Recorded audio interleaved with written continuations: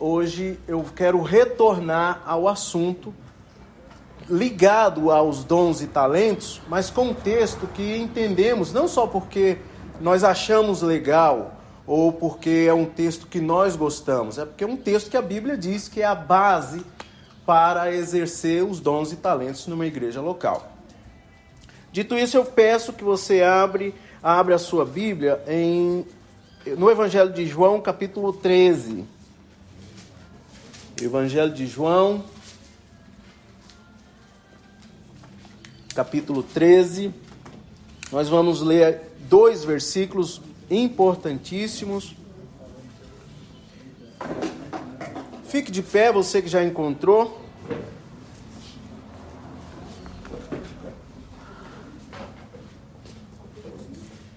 Evangelho de João, capítulo 13, versículo 34 e 35. João 13, 34 e 35. E diz assim a palavra do Senhor: Por isso agora eu lhes dou um novo mandamento. Amem uns aos outros, assim como eu os amei. Vocês devem amar uns aos outros. Seu amor uns pelos outros provará ao mundo que são meus discípulos. Amém. Pai, nós colocamos diante do Senhor mais uma vez a nossa vida, o nosso coração. Foi lido aqui a tua palavra, uma porção dela, Pai, dita pelo teu Filho, Senhor. Pai, faça em nós, em nome de Jesus, desperta em nosso coração, Senhor Deus, o amor uns pelos outros, que a tua palavra chegue ao nosso coração, na nossa mente, e que o nosso ser por completo seja entregue a ti e à tua igreja. Nós oramos assim em nome do Senhor Jesus. Amém. Meus irmãos, o capítulo 13, pode sentar, querido. Capítulo 13 do Evangelho de João começa com Jesus já sabendo, já tendo na consciência aquilo que vai acontecer, que está chegando o momento de que ele vai retornar para o Pai. Ele veio do Pai e assim ele deve voltar para o Pai. Ele já sabia que estava chegando o momento da partida dele. Então, nesse capítulo 13, ele quer deixar fixado na mente, no coração daqueles discípulos e, portanto, de nós também, no nosso coração, alguns valores importantes. Um dos valores que ele quer deixar é que ele nos amou e amou até o fim. Para provar isso, ele pega, durante a ceia, ele para e lava os pés dos discípulos. Ele lava os pés dos discípulos como prova do seu grande amor, como prova de humildade, de servir um ao outro. E então ele diz: vocês entenderam o que eu fiz? Então que vocês entenderam, vocês vão praticar o que eu fiz. Vocês vão dar continuidade no que eu comecei aqui na terra. Então, existiam certas práticas que Jesus fazia e ensinava. Tudo que ele fazia, ele ensinava, e tudo que ele ensinava, ele fazia. Ele fazia para que os discípulos pudessem ver e dar continuidade. E ele diz que nós seríamos felizes se nós continuássemos a fazer aquilo que ele começou. O Evangelho de João, capítulo 13, lá no início, do 2 até o 17, a gente vê essa narrativa do lava-pés e essas palavras de Jesus. Mas quais são as coisas que nós já entendemos como igreja, a Igreja Calvário, ou você como indivíduo que lê a Bíblia, que ora, que busca no Senhor, quais são as coisas que já estão claras na sua mente, ou pelo menos alguns textos que já vieram à sua mente, e você se pergunta: como faço para praticar? Essa é uma grande incógnita, isso é uma grande pergunta que todos nós fazemos. A gente lê a Bíblia e às vezes passa os olhos pelos textos e identifica, e eu sei que eu tenho que fazer, mas muitas vezes eu não sei como fazer. São elas, vou dar umas dicas aqui, são elas, por exemplo, que aparecem na Bíblia. Ajudem a levar os fardos uns dos outros e obedeçam desse modo à lei de Cristo. Esse texto encontra-se em Gálatas, capítulo 6, versículo 2. Pensemos em como motivar uns aos outros na prática do amor e das boas obras. Hebreus, capítulo 10, versículo 24. Portanto, animem e edifiquem uns aos outros, como tem feito. 1 Tessalonicenses 5:11. E principalmente, amai uns aos outros. O apóstolo Paulo que escreveu as cartas aos Coríntios, ele fala nos dons, no capítulo 12, ele fala sobre o comportamento da igreja no capítulo 11, começa a falar no 12 sobre dons e talentos, distribuído pelo mesmo Espírito, volta a falar no capítulo 14. No capítulo 13, ele coloca a essência, a base do exercer cristão, que é o amor. Capítulo 13 de 1 Coríntios diz o seguinte, do 1 ao 3, se eu falasse as línguas dos homens e dos anjos, mas não tivesse o amor, seria como um símbolo que retine. Se eu tivesse o dom de profecias, se entendesse todos os mistérios de Deus, tivesse todo o conhecimento e tivesse uma fé que permitisse mover montanhas, mas não tivesse amor, eu nada seria. Se desse tudo que tenho aos pobres e até entregasse o meu corpo para ser queimado e não tivesse amor em tudo isso, de nada me adiantaria. Então, o amor, o amar uns aos outros é a prova irrefutável de que pertencemos a Jesus Cristo. E, portanto, a base de todo o exercício cristão, a base de todo o serviço na igreja. Diante disso, meus irmãos, eu quero trazer a vocês, sobre esse texto que acabamos de ler, esses 2 versículos do Evangelho de João, algumas considerações. Primeira consideração, eu quero falar para você por que devemos amar uns aos outros. Não é porque é bonito, porque é gostoso, que nós somos bonitos, somos belos, somos inteligentes. Primeira coisa é porque é um mandamento. Há um mandamento aí. Jesus diz, por isso agora eu lhes dou um novo mandamento. Ame uns aos outros. É um mandamento. E um mandamento, além de ser uma ordem, o mandamento traz ordem naquilo que há desordem. Naquilo que está bagunçado, na nossa mente, no nosso coração. Como faço? Por que caminho que eu devo seguir? O mandamento de Deus.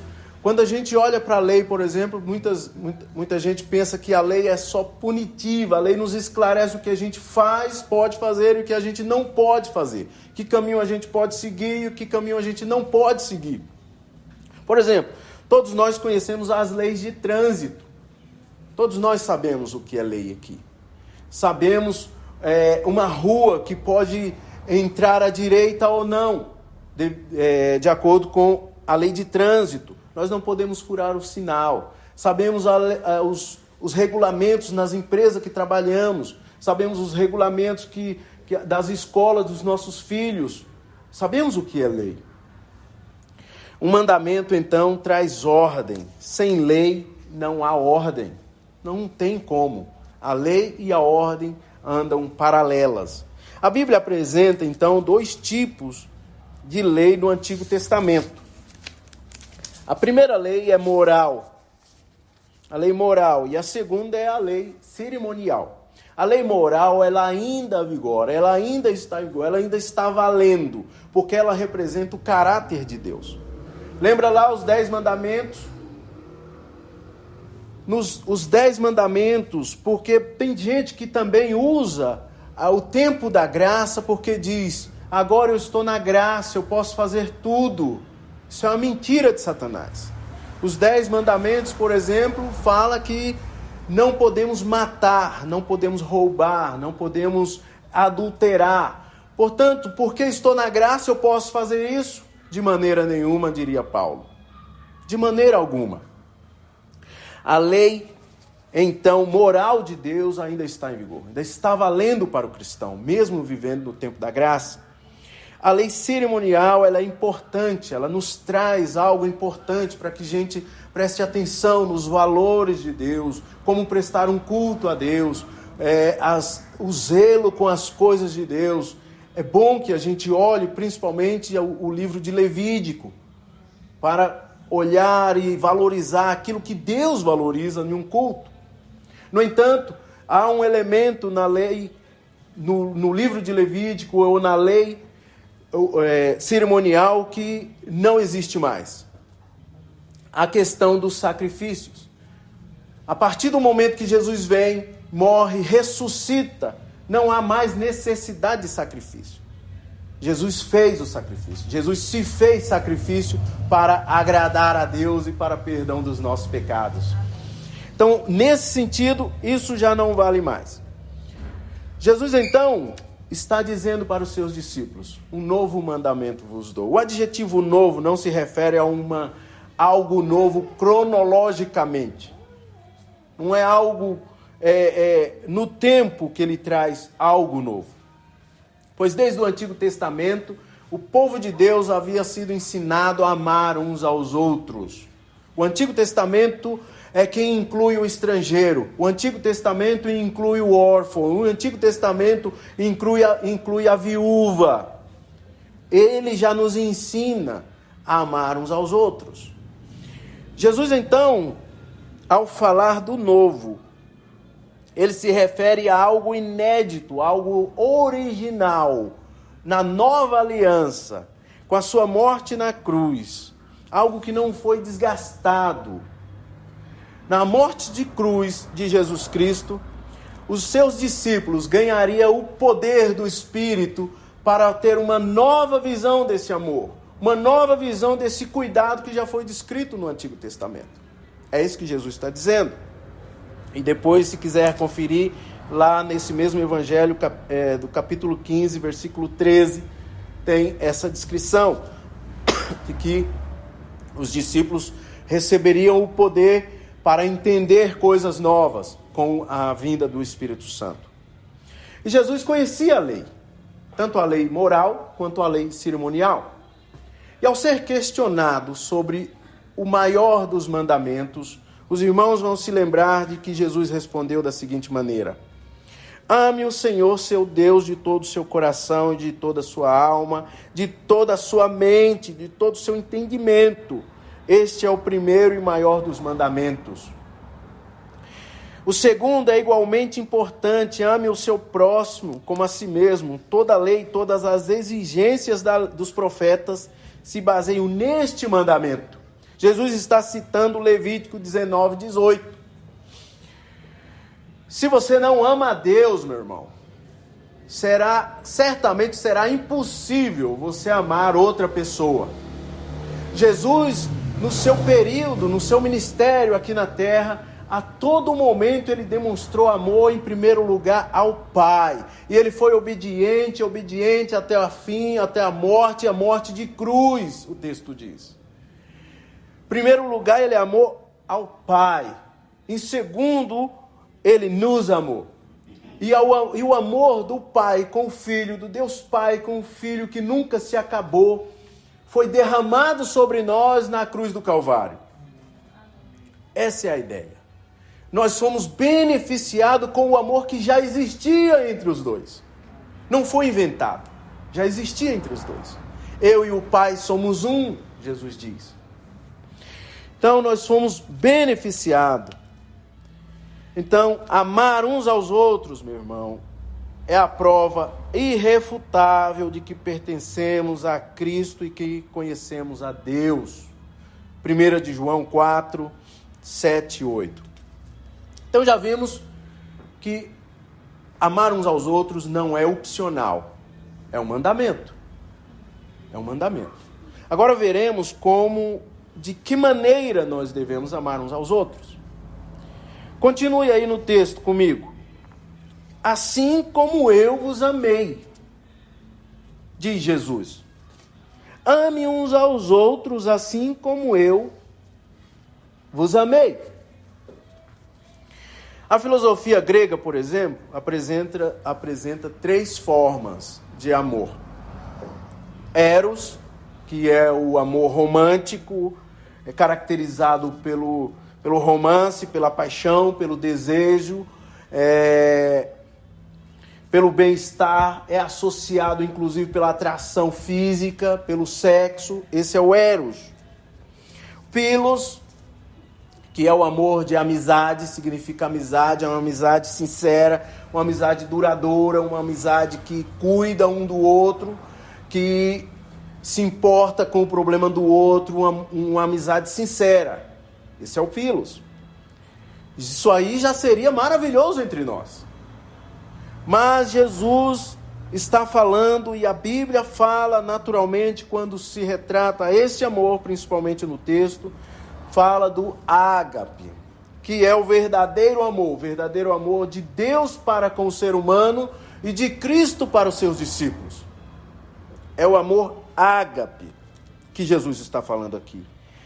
Platão e os antigos filósofos usavam essa palavra ágape para definir o amor entre membros da família, um grupo que tinham afinidades, que andava no mesmo sentido, no mesmo rumo, no mesmo destino. No Novo Testamento é ilustrado como um amor sacrificial, o amor de Cristo. É ilustrado para nos apresentar o amor de Deus para conosco, para o próximo, para os amigos e inclusive para os inimigos. Esse é o amor ágape. Foi dessa maneira que Cristo nos amou e nos deixou o exemplo, um modelo a ser seguido. Não são as minhas convicções, não são o que eu penso do amor, o que nós pensamos sobre o amor, que vai nos moldar a amar da maneira correta. É como Cristo amou. Ele é o modelo, Ele é o exemplo. Existe um exemplo a ser seguido, Cristo Jesus. Amém. É esse que nós devemos seguir e tentar nos esforçarmos a amar uns aos outros da maneira que Cristo nos amou. É claro que só o nosso esforço não é o suficiente. Clamemos para que o Espírito Santo venha e entre e invada o nosso coração e penetre e preencha o nosso coração do amor dele para conosco e o nosso amor para com os irmãos. Amém. É ele quem faz, é ele quem realiza. A maneira que devemos amar é da maneira que Cristo amou. A maior responsabilidade dos discípulos de Jesus é amar uns aos outros como ele nos amou. É a maior responsabilidade. As outras coisas são outras coisas, são secundárias. Em uma igreja não deve haver, por exemplo, esse papo de que o santo não bateu. O santo não bateu com o irmão fulano. O santo não bateu. Não existe esse negócio, pelo amor de Deus, dentro de uma igreja. Não existe, meus irmãos. Presta atenção aqui. Se meu irmão, minha irmã, você ainda usa essas expressões ou ainda sente isso, eu vou te fazer um pedido. Coloque isso diante de Deus. Ore, clame ao Senhor para retirar imediatamente as expressões e o comportamento que não condiz com a palavra de Deus. Porque é pecado. Isso, além de tudo, é pecado. Não existe esse negócio, portanto, de que o santo não bateu entre nós. O santo é um só, Jesus Cristo. Amém. Se ele habita no seu coração, ele habita no meu, então devemos amar uns aos outros. Simples assim. O mesmo João diz o seguinte, mesmo apóstolo, lá na sua primeira carta, capítulo 4, versículo 20, diz: pois quem diz que ama a Deus, mas odeia seu irmão é mentiroso, e sabemos muito bem quem é o pai da mentira. Pois se não amamos o nosso irmão a quem vemos, como poderemos amar a Deus a quem não vemos? 1 de João, capítulo 4, versículo 20. Amar uns aos outros é a prova incontestável de que pertencemos a Jesus Cristo. Então já vimos que não é opcional, é um mandamento. Já vimos que existe um modelo a ser seguido, é Jesus Cristo. Da maneira que ele nos amou, nós devemos amar uns aos outros. Agora veremos que existe um objetivo em tudo isso. Tudo que Deus faz tem um propósito. Há um propósito em todas as coisas. O autor do texto diz. Confere comigo aí no texto, no versículo 35, ele diz: seu amor uns pelos outros provará ao mundo que são meus discípulos. Amar uns aos outros é um mandamento, existe esse modelo e existe um objetivo em tudo isso. O objetivo é que as pessoas do mundo também tenham a oportunidade de experimentar deste mesmo amor. Esse amor, o amor, a prática do amor entre nós, de maneira nenhuma é para nos tornarmos orgulhosos, nos tornarmos vaidosos e chegar diante dos outros irmãos ou do mundo lá fora e dizer, olha só como nós conseguimos chegar lá. Com um trabalho duro, com muito esforço próprio, nós chegamos à conclusão de que amamos uns aos outros. Isso não é o que a Bíblia descreve. Meus irmãos, se isso acontecer, que Deus nos livre disso. E se isso aconteceu ou está acontecendo em algum outro lugar, esse grupo pode ser classificado como um gueto, como uma gangue, como uma tribo, como qualquer outra coisa. Mas de maneira nenhuma pode ser classificada como igreja. Se não tem o objetivo de espalhar esse amor pelo mundo, se o objetivo é ficar preso entre nós mesmos e criarmos uns critérios que só nós colocamos e que aqueles que não atendem o critério não podem entrar no nosso grupo, se esse é o objetivo, não é igreja. O objetivo sempre é espalhar esse amor pelo mundo e que aquele que ainda não conhece possa vir a conhecer e fazer parte do povo de Deus que é a igreja. Esse é o objetivo de Deus. O estado natural do homem, por exemplo, quando ele nasce, ele já nasce inimigo de Deus. E não nos enganemos, com crianças belas, bonitas. Tem ali minha filhinha, linda. A Elizabeth está por chegar daqui a pouco. Estamos ansiosos para ver o rostinho dela, mas não nos enganemos. O ser humano já nasce inimigo de Deus. A Bíblia classifica assim. A Bíblia classifica assim. Clamemos ao Senhor para que a graça do Senhor alcance os nossos filhos. Pois essa mesma graça, foi por esta graça que Deus nos envolveu e nos trouxe e nos incluiu no seu povo e nos redimiu dos pecados. Foi pela graça que Deus nos salvou. Não pelos nossos esforços, não pelo que nós trabalhamos, não pelo que nós fizemos. O Evangelho sempre se trata daquilo que Deus fez por nós e nunca daquilo que nós fizemos por Ele. Jamais poderíamos pagar. Jamais poderíamos pagar a dívida que tínhamos com o próprio Deus. E nós devíamos para Deus. Nós ofendemos a Deus. Nós não ofendemos outro, nós ofendemos a Deus. Então nós devíamos para Deus. E Jesus pagou essa dívida e pôs um saldo muito melhor do que nós imaginávamos na nossa conta.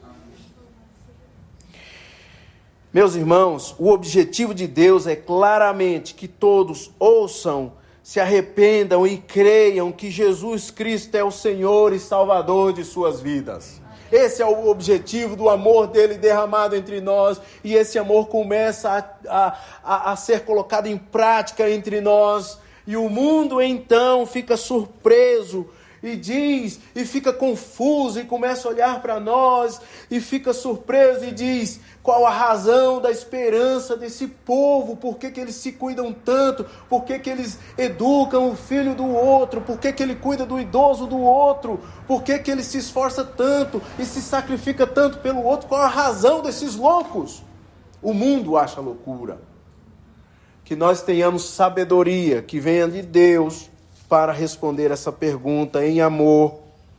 A pergunta é respondida de acordo com 1 Pedro, capítulo 3, versículo 15.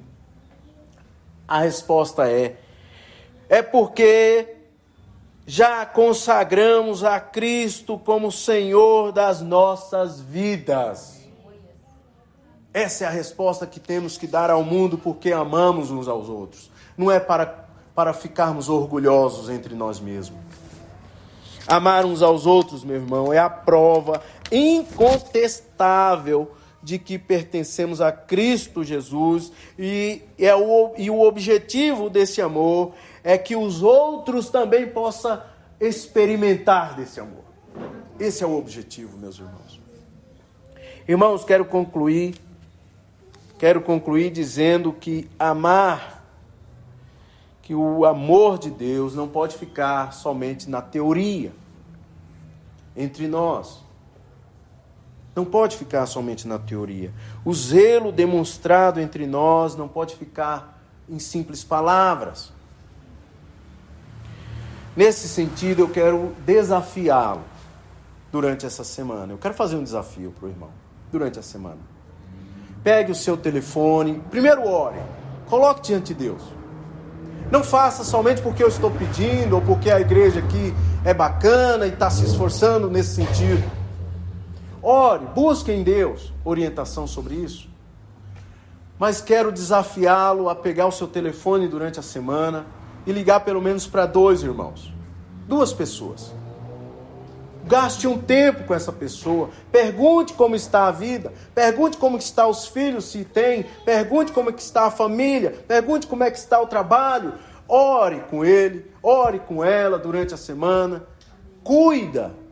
E Simi Tiba, um escritor, ele escreveu alguns livros dizendo assim: quem ama educa. Lá nos anos 90, final dos anos 90, lançaram o primeiro livro, Quem Ama Educa. Eu me apropriei do título, mas disse aqui assim: quem ama, cuida. Quem ama não fica só na teoria, vai para a prática. Não posso dizer que amo o meu irmão e se ele está passando necessidade, eu tenho recurso e nego-me a ajudá-lo. Foi o que o texto primeiro disse. Coloque em prática isso, meu irmão. Com pequenas coisas. Não precisa ser grande, não. Uma ligação, uma mensagem, uma oração de 5 minutos, que seja. Gaste um tempo com o irmão durante essa semana. Que o Senhor faça em nós, haja em nós e aplique em nós a sua palavra e nos impulsione através do seu Espírito a exercitar o amor uns com os outros. Pois sem o amor, nada vale. Vamos orar, meus irmãos? Pai, em nome de Jesus, esclarece para nós, Senhor, o teu grande amor cada vez mais, Pai. Esclarece para nós o quanto o Senhor nos amou, Pai. Esclarece para nós que o Senhor nos amou e entregou o teu Filho, não ficou só na palavra. Pai, o Senhor agiu durante essa prova desse amor. Pai, traga ao nosso coração, à nossa mente, a clareza, o zelo pelo outro, o cuidado do outro, Senhor. Traga para nós, pelo poder do teu Espírito, derrama o teu amor nesta igreja, neste povo, Senhor. Cura as feridas, Pai. Ó Deus, traga arrependimento no coração, Senhor, de cada um de nós, daquilo que deixamos de fazer, Pai. Mas que de agora em diante, Senhor Deus, a tua palavra seja viva e eficaz na nossa vida, Pai. Pai, em nome de Jesus, derrama sobre nós o teu poder, Senhor, para realizar aquilo que o Senhor deseja, que é amar. Amar, ó Deus, o perdido, amar a tua palavra, amar o Senhor em primeiro lugar. Ó Deus amado, cura as feridas da alma, cura, ó Deus, aquilo que há, traga arrependimento naquilo que há de ser arrependido, traga perdão naquilo que há de ser perdoado, Pai. Traga o teu grande amor no nosso meio e haja em nós e através de nós, em nome do Senhor Jesus. Amém.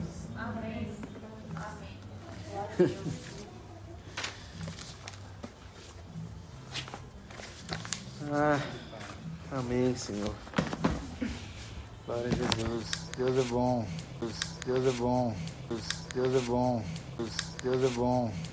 Deus é bom. Deus é bom. Deus é bom. Deus é bom.